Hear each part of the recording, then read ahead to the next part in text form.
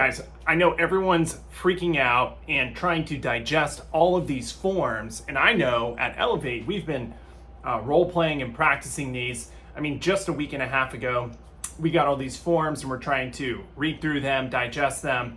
But we've been working on a few objection handlers and scripts to try and manage and handle the expectations of both buyers and sellers. I think you're going to see the Wild Wild West. I think a lot of people are going to use this.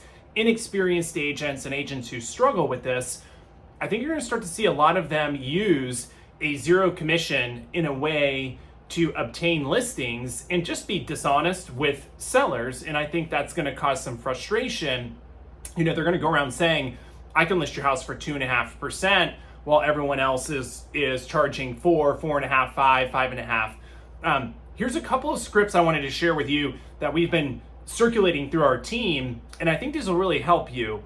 I was thinking about how, first and foremost, I don't think anything's really changing in the way that we educate sellers on how commissions work, right? I can tell you in the 4 or 5 weeks since I've really been on every appointment educating sellers on this, I have not seen any sellers object to offering a buyer agent co-op. So it's really not changing the way we communicate. It's not changing the way we do business. It's just changing the way we make sure we're explaining this to the customers, right?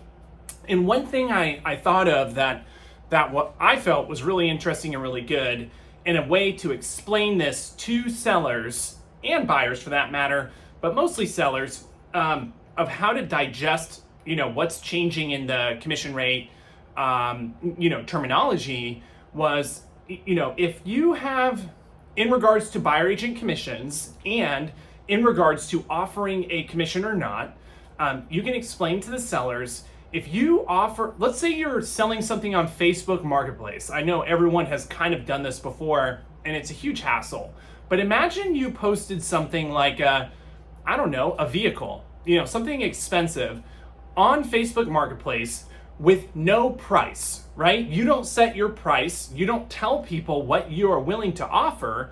You don't tell people what you're willing to accept. And you just put, bring me your best offer. You are going to get bombarded and you are going to spend your entire time trying to handle the sale, negotiating with lowballs, negotiating with idiots, a bunch of spammers, right? And if you set your price, right, you say, I'm willing to offer this. This is my bottom dollar. This is what I'm willing to pay. You get a lot more qualified buyers, right? Legitimate people, because they're able to see, they know what it's going to cost to make a deal, right?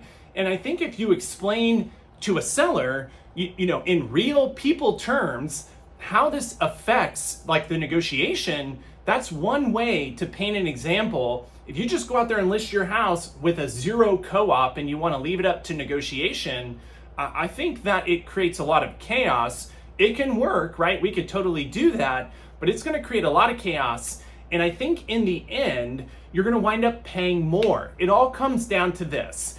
If you don't set what you're willing to pay, whether it's 1, 2, 3%, if you don't set what you're willing to pay, you're going to wind up paying what someone else wants you to pay, right? And in my mind, that's always going to cost more money.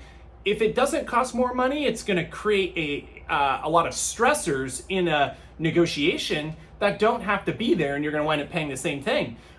In today's current market, we're not getting 5, 6, 7 offers, right? You need to let customers know this. It's not like we list a house and we have 6 offers to choose from. We might only have 1 offer, right?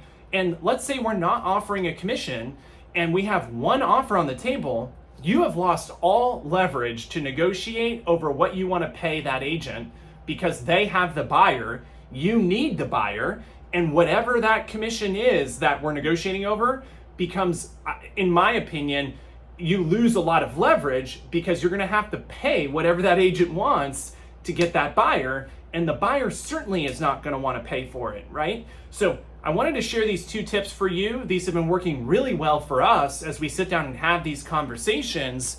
If you ever need any training or help or anything at all, reach out to us. No problem at all. No recruiting tactics. I'm just trying to help everyone navigate this. As always, we'll put out monthly training videos on this. I think it's going to be the Wild Wild West for a few months until we get this worked out.